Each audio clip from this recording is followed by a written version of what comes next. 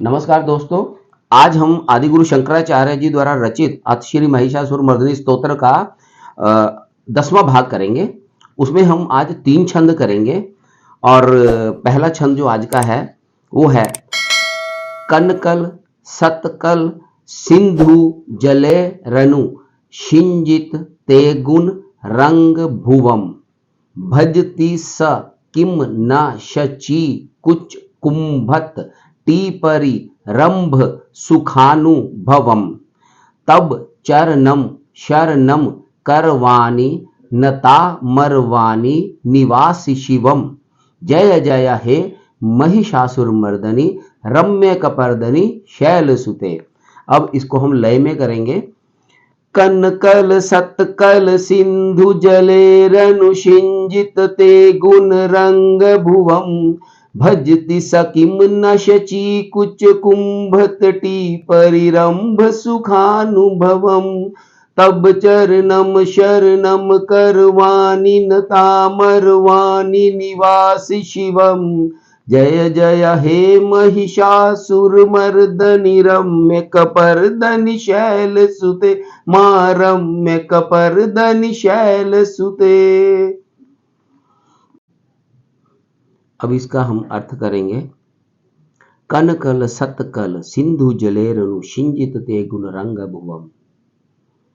इसका अर्थ है मां जो आपके रंग भवन में स्वर्ण के समान चमकते हुए जल से, सोने के समान चमकते हुए जल से छिड़काव करेगा, उसको पवित्र करेगा।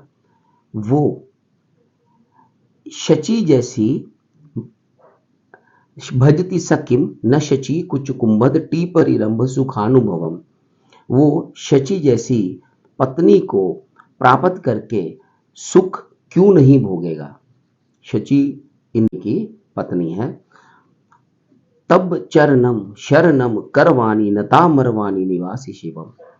अब इसमें मनुष्य की इच्छाओं को सामने रख के पहले उन्होंने 2 जो लाइनें थी उसमें उन्होंने मनुष्य की इच्छाओं को सामने रख के माँ दुर्गा की स्तुति की और उसको बोला माँ कि क्यों नहीं वो ऐसी स्त्री का सुख भोगेगा जो इंद्राणी के समान हो, उसका जो सानिध्य है क्यों नहीं प्राप्त करेगा। वो कहते नहीं प्राप्त करेगा, वो माँ से कहते हैं क्यों नहीं करेगा। लेकिन अब आगे जब चलते हैं तब कहते हैं तब चरणम शरणम करवाणी नता मरवाणी निवासी शिवम। माँ को सरस्वती रूप की उसकी स्तुति करके माँ से मार्गदर्शन हेतु प्रार्थना करते हैं। यहाँ पे कहते हैं माँ सरस्वती, हे माँ दुर्गे, हे माँ आप मंगलय हो, आपके निवास में पवित्रता है। माँ मैं आपके चरणों में शरण प्राप्त करना चाहता हूँ। माँ मैं आपको नमन करके आपसे अपना मार्गदर्शन का प्रतिभागी बनना चाहता हूँ। ये रंगभुवम है जो एक रंगमंच है। हम कहते हैं ये परमात्मा ने इस संसार को एक रंगमंच की तरह रचा है। ये सब उसी के बारे में बात हो रही है। इसमें मनुष्य की इच्छाओं को भी उन्होंने बोल दिया और बाद में आके माँ के सरस्वती रूप को, माँ के शची रूप, माँ लक्ष्मी का शची रूप एक कला है, शची भी माँ लक्ष्मी की एक कला है।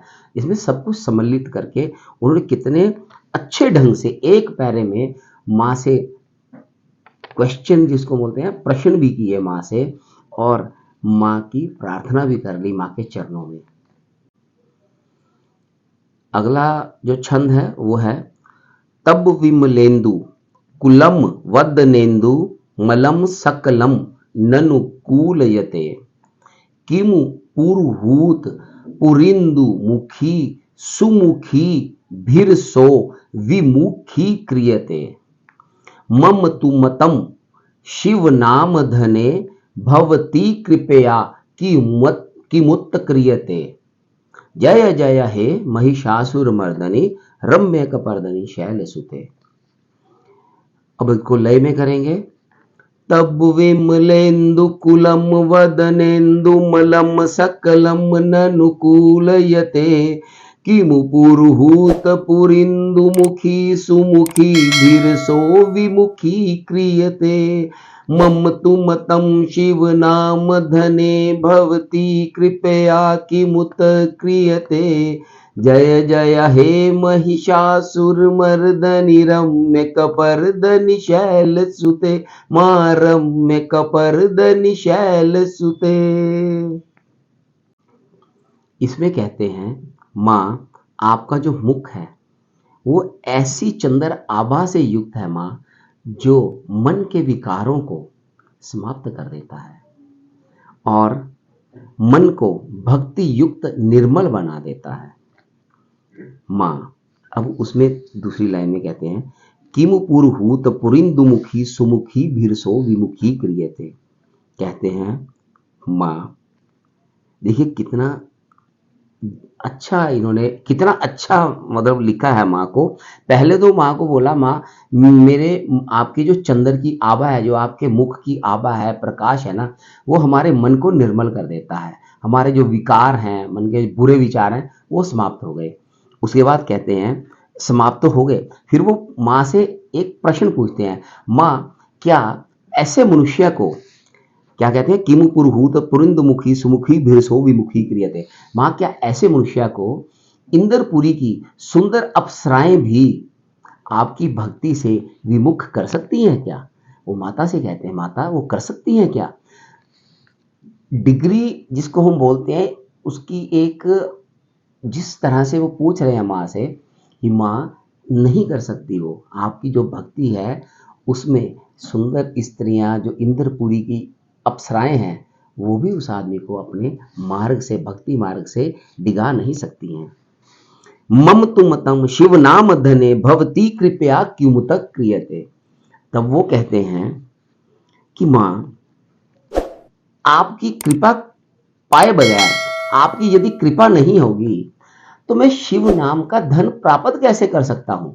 ये भी एक माँ से उन्होंने प्रश्न किया, हे माँ जब तक तुम मेरे पे कृपा नहीं करोगी तो मैं शिव नाम को कैसे प्राप्त करूँ, उस धन को कैसे प्राप्त करूंगा जो शिव नाम में छुपा हुआ है। अब देखिए इसमें एक मतलब जो छंद है, दूसरा जो छंद है एक दूसरे के साथ जुड़ा हुआ है, हम अलग अलग कर रहे हैं तो इसलिए इसको हम लोग एक उनके जो लिखा हुआ है उसको पढ़ते हैं और उसका अर्थ करते हैं, लेकिन इनके वास्तविक जो अर्थ होते हैं पूरे को जब सम्मिलित करेंगे तो उसमें ये बदल जाएंगे, क्योंकि कुछ वो प्रश्न पूछ रहे हैं, कुछ आपको बता रहे हैं और कुछ माँ की भक्ति में वो इस तरह से तल्लीन है, मगन है कि वो बिल्कुल अलग भाव में है ना। ये सारा मैं बहुत बार कह चुका हूँ कि ये भाव मेरी मतलब समझ से परे, हमें भाव माँ कब देगी, भगवान शिव हमें कब ऐसा भाव देंगे, ये भी हम उसकी कृपा जब होगी तभी आ पाएगा। इसके बाद अगला जो छंद है ये इसका 21वां छंद है और यहीं पे अपना अथ महिषासुरमर्दिनी समाप्त हो जाता है। इसमें कहते हैं ऐ मई दीन दयालु तया कृप्येव तव्या भवितव्य मुमे। ऐ जगतो जननी कृपयासी यथासी तथानु मितासिरते यदुचित मत्र भवत्युरीकुरुता दुरुताप मपा कुरुते। जय जय हे महिषासुरमर्दनी रम्य कपर्दनी शैलसुते। कितना सुंदर है ये। अब हम लय में गाते हैं, ऐ मयि दीन दयालु तया कृपयेव तया भवितव्य मुमे। ऐ जगतो जननी कृपयासि यथासि तथानुमितासिरते यदुचित मत्र भवत्युरीकुरुता दुरुतापमपा कुरुते। जय जय हे महिषासुरमर्दनि रम्य कपर्दनि शैलसुते मां रम्य कपर्दनि शैलसुते। इसमें कहते हैं ऐ मई दीन दयालु तया कृपयैव तव्य भवितव्य मुमे।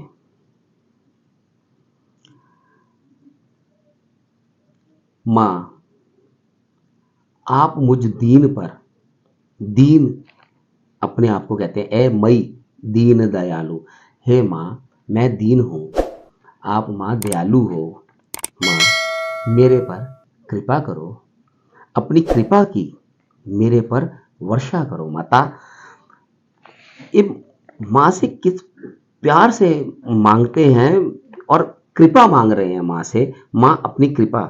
इसके अगले जो लाइन है, अगला जो आएगा वो अद्भुत है। वो ऐ जगतो जननी कृपयासी तथासी तथानुमितासी रते, कृपा मांगी उन्होंने माँ से, फिर कहते हैं ऐ जगतो जननी, हे जगत की माता, हे जगत को जनने वाली, जगत को पैदा करने वाली माँ, कृपयासी यथासी, माँ मेरे पे कृपा करो, और यथासी तथानुमिता सिरते, माँ जैसी कृपा आप चाहते हो वैसे करो, मेरे को यथा स्वरूप वो स्वीकार है, उसमें कुछ नहीं चाहिए। माँ जो आप करोगी वो बिना शर्त स्वीकार है। माँ मेरे पे कृपा की वर्षा करो। माता कितने सुंदर शब्दों में ये कमाल है। यदुचित मत्र भवत्युररी कुरुता दुरुपापमपा कुरुते, यदुचित मत्र देखिए क्या बोलते हैं, माँ जैसी आपकी इच्छा है उस तरह से माँ भव तीव्र रिकुरता, इस भव सागर में जो हम हैं इसमें माँ जो हमने कर्म किए हैं, मेरे कुछ बुरे कर्म होंगे माँ, कुछ मेरे ताप हैं पाप हैं, माँ उनको खत्म कर दो माता, उनको समाप्त कर दो माता, ताकि ये माँ की ये तीनों छंद एक ही है, कृपा ही पाने के लिए हैं माँ, ताकि मैं कृपा का पात्र बन के आपका माँ आपके जो दिव्य धाम है उसकी तरफ मैं अपने अंतिम जो चरण है मेरे जीवन का उसमें उसके लिए मैं अग्रसर हूँ, उसको प्राप्त करूँ माता। ये पढ़ने के शब्दों का जो इसमें जो चयन है, अभी ये आज ये हमने इसको पढ़ के आज हमने जो इसका लास्ट वाला जो छंद था जो इसको हमने पढ़ के इसको एक तरह से हमने समाप्त कर लिया है।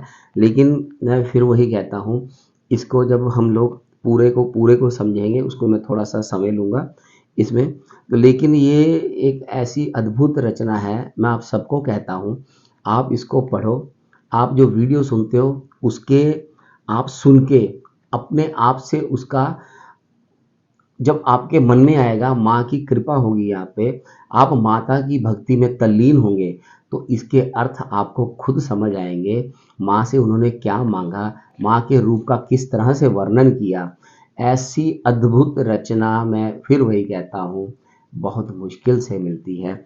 उन्होंने माँ से मांगा क्या, मांगते हैं शची कुछ कुंभत, मतलब शची जैसी स्त्री का सुख क्यों नहीं भोगेगा, क्यों नहीं भोगेगा, वहां पे क्वेश्चन करते हैं वो, माँ से प्रश्न है ये। और फिर नीचे भी प्रश्न है माँ से कि किमु पुरुहूत पुरिंदु मुखी सुमुखी भीरसो मुखी किए थे, जो इंद्रपुरी की सुंदर अप्सराएं हैं वो उनके मन को विचलित क्यों कर पाएंगी। देखिए, और आखिर में वो जो कहते हैं ना कि माँ आपके धाम को मैंने जो जाना है माँ, मेरे सारे जो मैंने भोगा है यहाँ पे इस संसार में रहते हुए, मेरे से कुछ पाप हुए होंगे, कुछ ऐसे कर्म किए होंगे जो ठीक नहीं होंगे, माँ उनको काट दो। कुछ धन नहीं मांगा माँ से उन्होंने, कुछ नहीं मांगा, माँ मेरे दुरुताप विचार गलत सब काट दो माँ, मैं आपके धाम में आपकी शरण में आना चाहता हूँ। ये अद्भुत रचना है। नहीं तो हम लोग जो देखते हैं जितने भी हमने वो हैं आरती हैं या जितनी भी कृपा में स्तुतियों में गाई गई हैं उसमें सब कहीं ना कहीं आपको आखिर में माता पिता बच्चे भाई बहन धन ये सब के लिए वो उसमें आखिर में आता है, तो उसके लिए प्राप्त होगा हमें। इसमें उन्होंने नहीं मांगा, इसमें मांगा माँ मेरे कर्म ऐसे बुरे काट दो, मैं सिर्फ आपकी शरण में आना चाहता हूँ, आपके दिव्य धाम की मेरे को प्राप्ति हो, बस यही मेरी इच्छा है। ये इसी में मिला है मेरे को, जितने मैंने पढ़े हैं हो सकता है किसी और में हो, लेकिन जितने मैंने पढ़े हैं ये एक ही है ऐसा स्तुति जो माँ की चरणों में की गई है, बहुत अद्भुत है। आप इसे सुने, इसे पढ़ें और इसे सीखें ताकि आप भी इसका आनंद ले सकें। सबको जय माता दी। और आदि गुरु शंकराचार्य जी को तो उनके चरणों में बारंबार मैं प्रणाम करता हूँ कि जो उन्होंने ऐसी रचना हम भूलोक वासियों को दी है। यह सब मतलब मेरी वाणी जो है अब बोल नहीं पा रही कि मैं क्या इसकी तारीफ में, इसकी प्रशंसा में क्या क्या कहूँ। तो आपसे विदा लेता हूँ। नमस्कार।